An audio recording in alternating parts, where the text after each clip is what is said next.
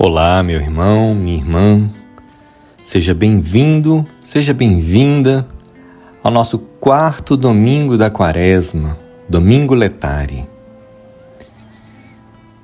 Desde já eu peço a Deus que renove em você a graça do batismo do Espírito Santo, renove em você a capacidade de abrir os olhos e enxergar o Jesus que vive e reina. Amém. Senhor Jesus, luz e alegria do mundo, neste domingo letare, venha ao nosso encontro, à beira do caminho, para abrir os olhos da nossa fé. Tu conheces nossas cegueiras, Senhor, nossos cansaços, nossos medos. Toca com Tua graça o que não vê. Lava com Tua misericórdia o que está turvo e devolve-nos a alegria de olhar como Tu olhas. Dá-nos a humildade, Senhor, de deixarmos-nos ungir com o Teu barro, obediência para ir a Siloé e lavar-nos, e coragem para confessar Teu nome. Que Teu Espírito faça de nós testemunhas simples, olhos abertos para reconhecer-te, lábios para agradecer-te e passos que conduzam outros à fonte. Hoje nos alegramos porque nos olhas, nos curas e nos envias. Evangelho de São João, capítulo 9, versículos de 1 a 41. Naquele tempo, ao passar, Jesus viu um homem cego de nascença. Os discípulos perguntaram a Jesus: Mestre, quem pecou para que nascesse cego? Ele ou seus pais? Jesus respondeu: Nem ele, nem seus pais pecaram, mas isso serve para que as obras de Deus se manifestem nele. É necessário que nós realizemos as obras daquele que me enviou, enquanto é dia. Vem a noite, em que ninguém pode trabalhar. Enquanto estou no mundo, eu sou a luz do mundo. Dito isso, Jesus cuspiu no chão, fez lama com a saliva e colocou-a sobre os olhos do cego. E disse: Vai lavar-te na piscina de Siloé. O cego foi, lavou-se e voltou enxergando. Os vizinhos e os que costumavam ver o cego, pois ele era mendigo, diziam: Não é aquele que ficava pedindo esmola? Uns diziam: Sim, é ele. Outros afirmavam: Não é ele, mas alguém parecido com ele.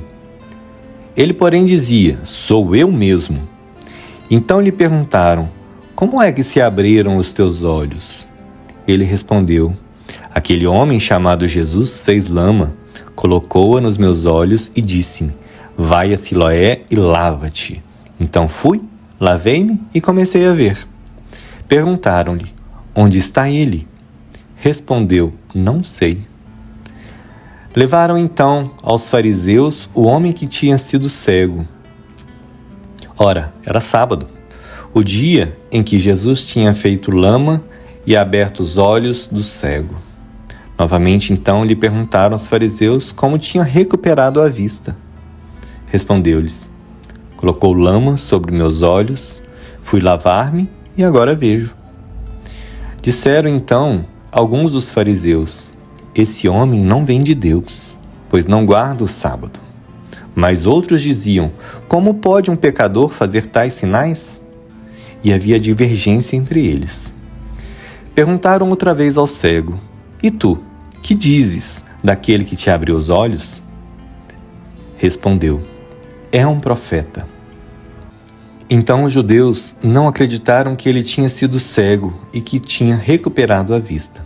Chamaram os pais dele e perguntaram-lhes: Este é vosso filho, que dizeis ter nascido cego? Como é que ele agora está enxergando? Os seus pais disseram: Sabemos que este é nosso filho e que nasceu cego. Agora, como está enxergando, isso não sabemos. E quem lhe abriu os olhos, também não sabemos. Interrogai-o. Ele é maior de idade, ele pode falar por si mesmo. Os seus pais disseram isso porque tinham medo das autoridades judaicas. De fato, os judeus já tinham combinado expulsar da comunidade quem declarasse que Jesus era o Messias. Foi por isso que seus pais disseram: é maior de idade, interrogai-o a ele. Então os judeus chamaram de novo o homem que tinha sido cego. Disseram-lhe: dá glória a Deus. Nós sabemos que este homem é um pecador. Então ele respondeu: se ele é pecador, não sei. Só sei que eu era cego e agora vejo. Perguntaram-lhe então: que é que ele te fez? Como te abriu os olhos? Respondeu ele: eu já vos disse e não escutastes. Por que quereis ouvir de novo?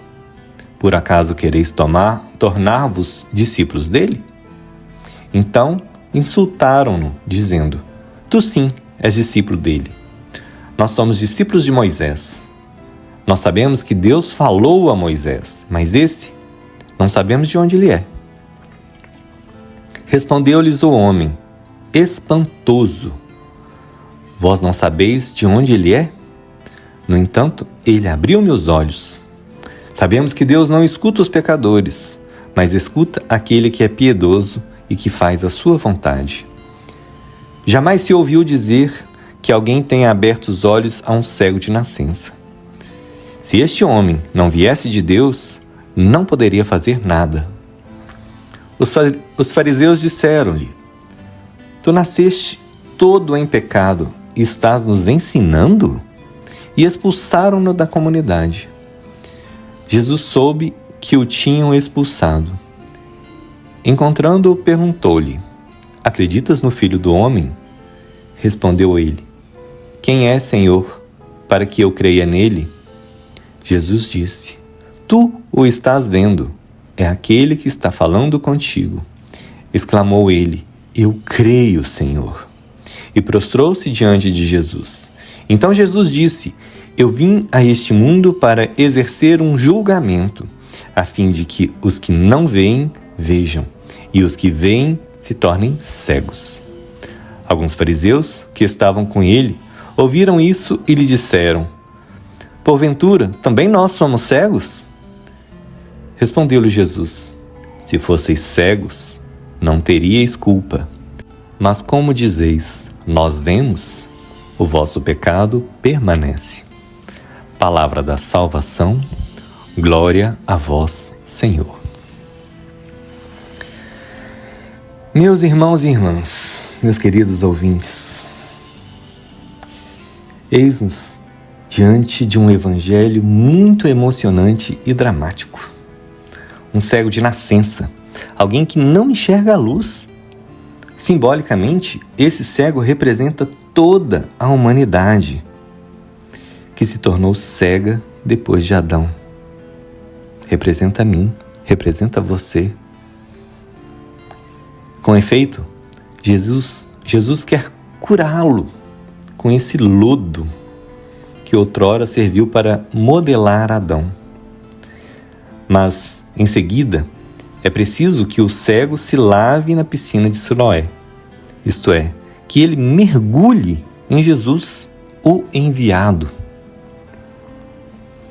Assim, assistimos a uma verdadeira recriação, pois Jesus cuspiu no chão com seu sopro, o sopro divino já presente por ocasião da criação e insuflado por Deus em Adão. Então, o sopro de Jesus, que não é senão o Espírito Santo, se mistura à terra para uma remodelagem. O cego se mistura a Deus pelo mistério da encarnação redentora. Essa ação, é claro, se realiza por meio de Maria, já que o Espírito Santo, o sopro divino, insuflou o Verbo em sua carne. Através de Maria, todos os seus filhos cegos são recriados. Mas, qual é a ligação entre a remodelagem e a cegueira. Para entender isso, meus irmãos, precisamos considerar a pergunta que não cessam de fazer os pais, as autoridades religiosas e as pessoas próximas ao cego: como os teus olhos se abriram? Essa questão nos conduz novamente ao relato da criação, e mais precisamente ao da queda original. O relato da queda original, meus irmãos, vamos tentar recordar aqui, narrada no Gênesis, ela faz a seguinte observação: então seus olhos se abriram e eles viram que estavam nus. Abrir os olhos era a promessa do tentador, do demônio. Deus sabe que no dia em que comerdes do fruto, vossos olhos se abrirão e sereis como deuses, conhecedores do bem e do mal. Para o demônio, ver é conhecer e decidir onde se encontra o bem e o mal, dominando esse bem e esse mal pela razão, como deuses e em lugar de Deus. Tratava-se de comer o fruto da árvore do conhecimento do bem e do mal, porque ela dava inteligência. O texto revelado, ele sublinha que o processo de visão é duplo. Com efeito, ao mesmo tempo que a visão do bem e do mal, os olhos de Adão e Eva se abriram e viram que estavam nus, ou seja, tornando-se cegos sobre o bem que Deus quer, eles se tornaram independentes dele. Então sua nudez, ou seja, a sua vulnerabilidade, de acordo com o sentido da palavra hebraica, não se vê mais recoberta pela misericórdia divina. Em contrapartida, seus olhos, ou seja, sua consciência, se fecharam à confiança da fé. A partir de então, Deus é visto como aquele do qual precisamos nos proteger, escondendo-nos. Senti medo, pois estou nu e me escondi. Por isso, Jesus, que aplica lama nos olhos da humanidade cega, é um mistério mesmo da encarnação redentora. Tomando carne de nossa lama, o novo Adão vem nos devolver a verdadeira visão, o verdadeiro olhar voltado para Deus, uma visão confiante e filial, sem decidir em que lugar, onde se encontra para nós o bem e o mal. Nosso texto evangélico destaca que o homem era mendigo. A mendicidade é o estado do Adão pecador, reduzido a mendigar o perdão divino e a graça divina.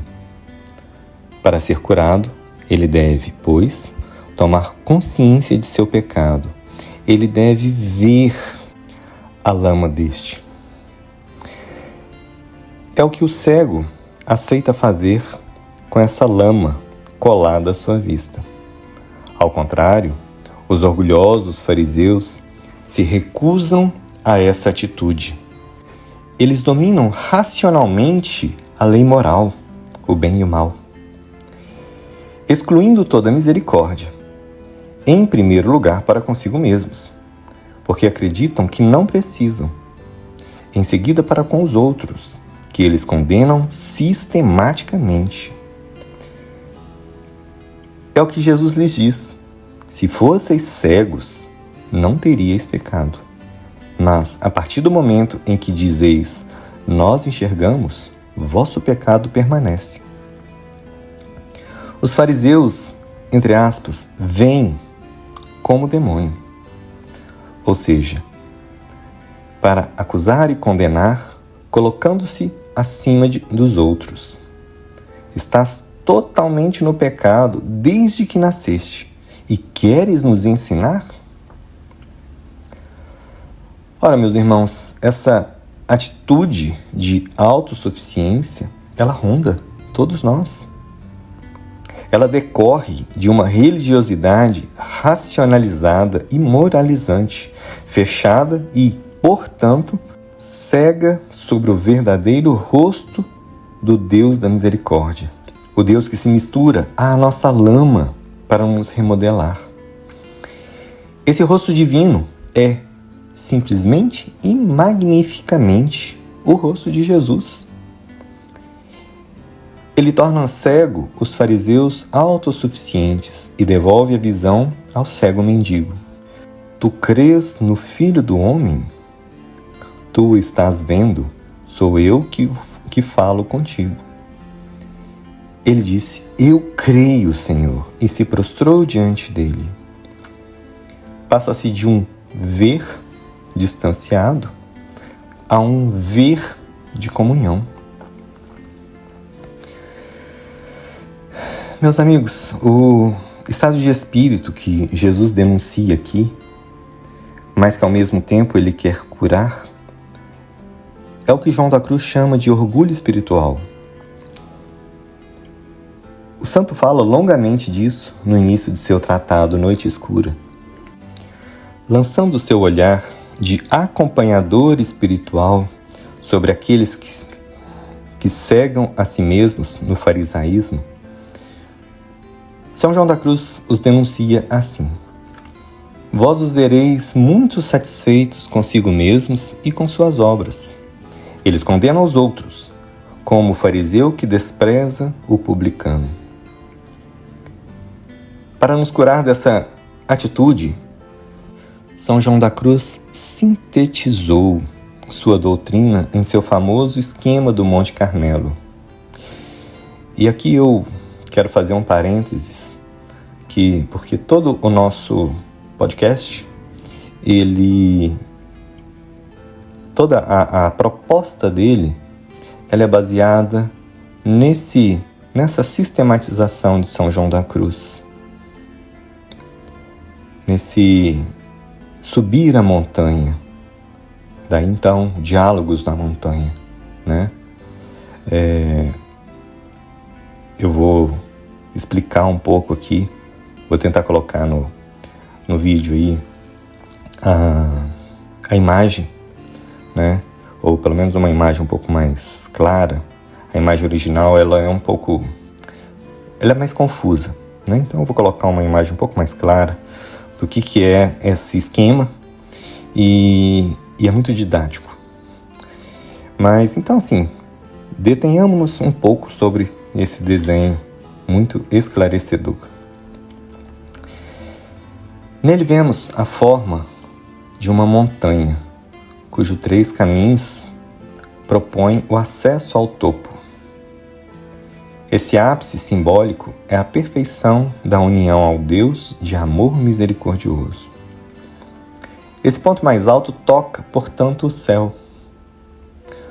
O caminho da esquerda é o caminho do espírito imperfeito, que busca o acesso ao céu com um espírito de autossuficiência farisaica, um espírito de propriedade. O caminho da direita, por sua vez, é o do espírito imperfeito, que busca os bens da terra com a mesma autossuficiência e concupiscência, com um espírito de propriedade. Nenhum desses 2 caminhos leva ao topo. E sabe por quê, meu irmão? Porque o céu, como a terra, são um puro dom de Deus. Por isso, toda atitude possessiva que quer abarcar céu e terra como algo devido, se fecha à pura receptividade do mendigo. Fechar a mão, ou seja, o coração ou o espírito, ao dom, é ao mesmo tempo passar do olhar de comunhão ao olhar distanciado. É fechar os olhos ao dom gratuito da misericórdia. Em uma palavra, é tornar-se cego. Para receber os dons de Deus, meus irmãos, só resta o caminho que está no meio da montanha. É a senda da perfeição, como diria São João da Cruz. Para subi-la, é preciso apropriar-se de nada, entre aspas. Aos pés da montanha, São João da Cruz escreve um curto texto, concluído assim: nessa nudez, o espírito encontra repouso. Não cobiçando nada, nada a cansa no alto, ou seja, o céu. Nada a oprime embaixo, ou seja, na terra. Pois ele está no centro de sua humildade. Na nudez do espírito, encontramos a nudez de Adão. Aceitar receber tudo, ou seja, céu e terra, como um puro dom, é, finalmente, aceitar mendigar tudo, como nosso cego de nascença. Então, o Adão nu é novamente revestido pelos dons gratuitos de Deus.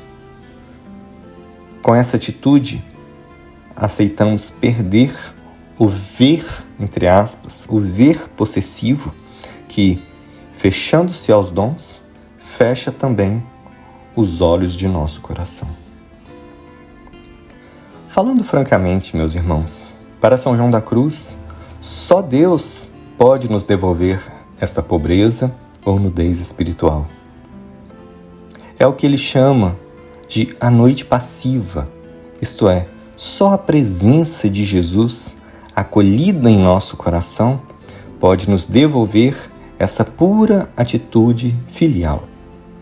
Então, a atitude de Eva, inspirada pelo diabo e que consistiu em tomar o fruto como a única racionalidade, se torna um receber Jesus, o fruto novo através do coração.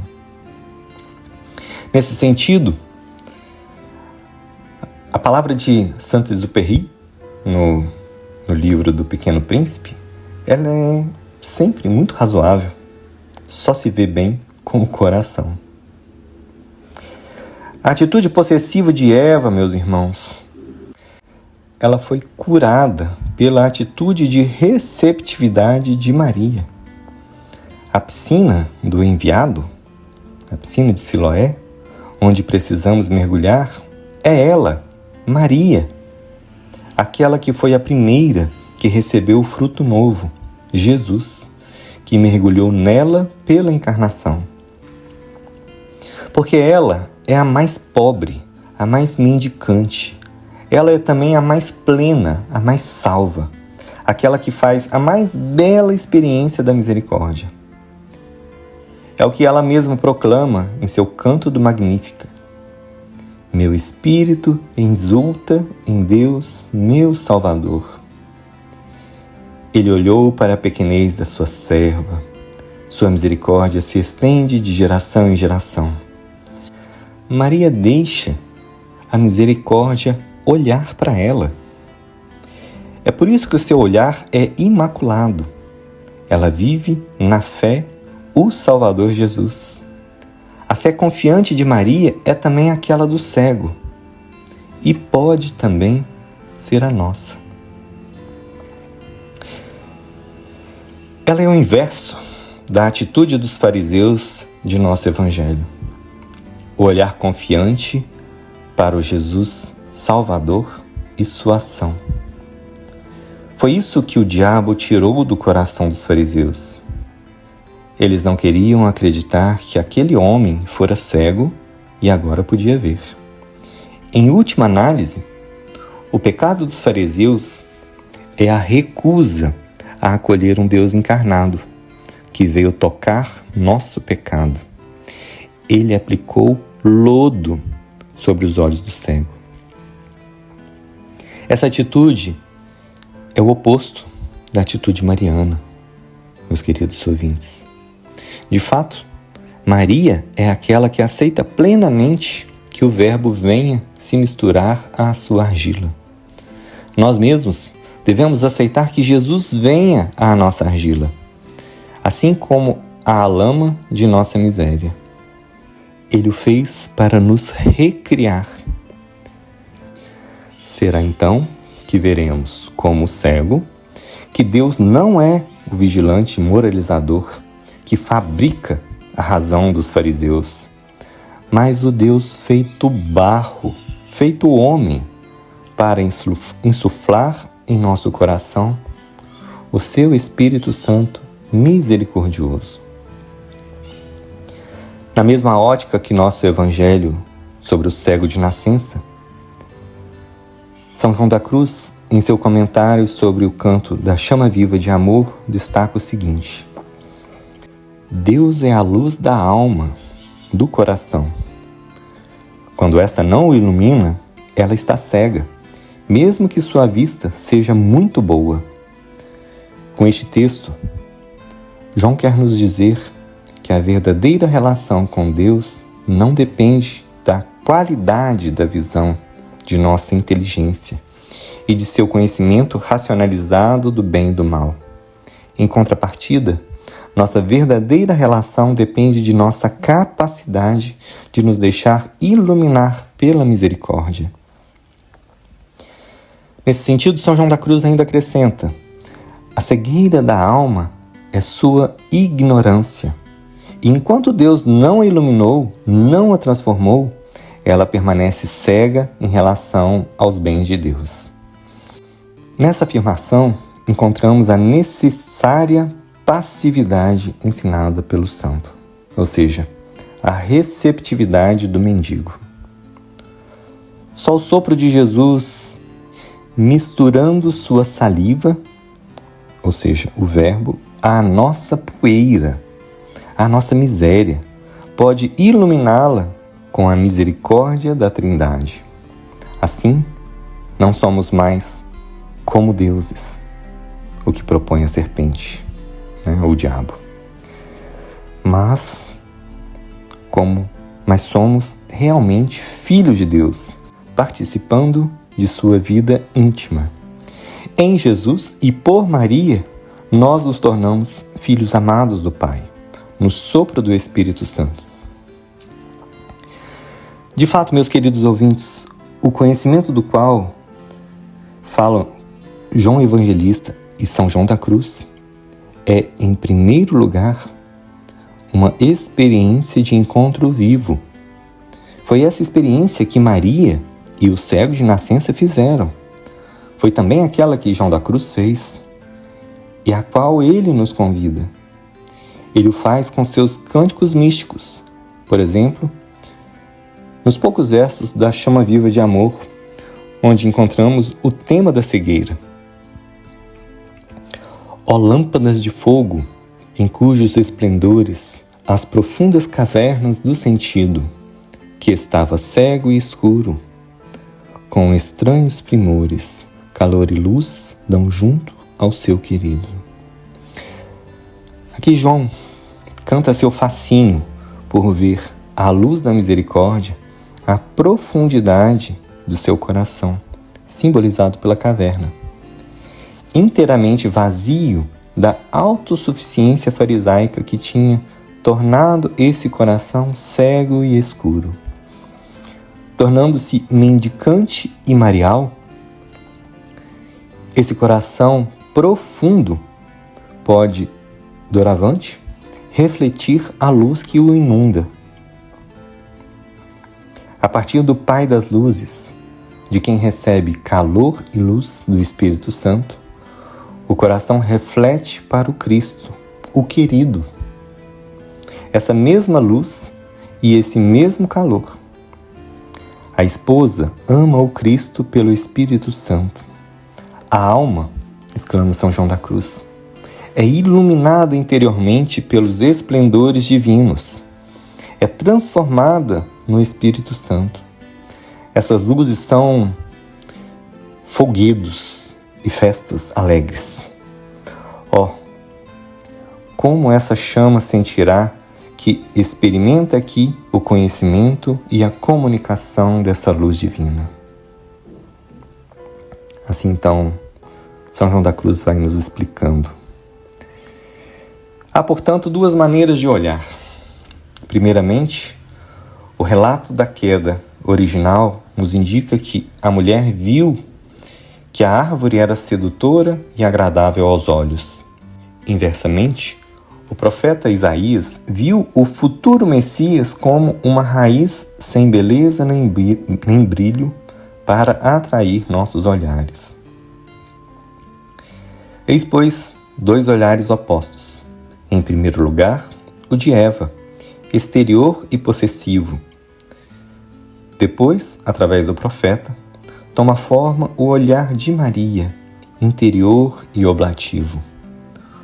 O último é o olhar da nova Eva, que aos pés da árvore da cruz contempla na fé, na esperança e na caridade a raiz tão fecunda, mas não sedutora, de seu filho crucificado.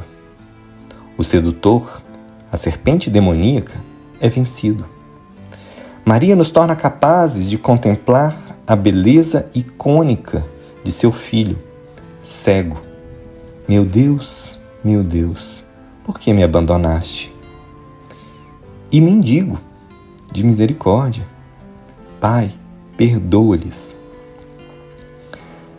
A beleza interior e oblativa de Jesus e Maria abre nossos olhos para todos os cegos ao nosso redor, que ainda não enxergam a misericórdia. Trata-se, portanto, de vencer a beleza idolátrica do fariseu que há em nós, aquele que cultiva as belas aparências, agradáveis aos olhos, para os narcisistas espirituais.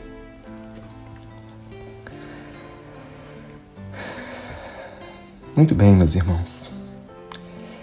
Para vencer a serpente demoníaca, nós temos que contemplar a serpente de bronze, o esposo que morre de amor. É ainda o que nos diz São João da Cruz. O Pai te diz: olha, meu filho, nesse Filho de Deus estão escondidos todos os tesouros da sabedoria e da ciência de Deus. Esses tesouros serão para ti muito mais sublimes e úteis que aquilo que queres saber. Como disse o apóstolo, só quero saber de uma coisa: Jesus Cristo e Jesus Cristo crucificado. Apoiando-nos, então, nesse belo texto sanjoanista, nós podemos concluir que na cruz, Jesus é um novo Adão nu. Mas ele não se esconde como o antigo Adão.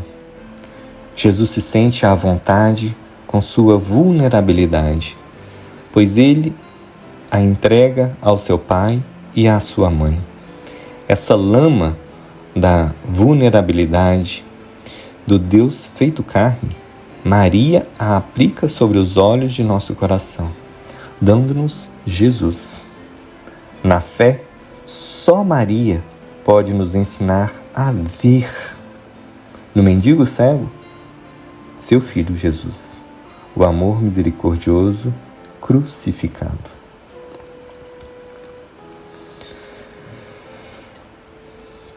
Pai de misericórdia, abre nossos olhos com a luz do Teu Filho e dá-nos humildade para obedecer à Tua palavra. Senhor Jesus, cura nossas cegueiras e renova nossa fé para confessar-te com alegria.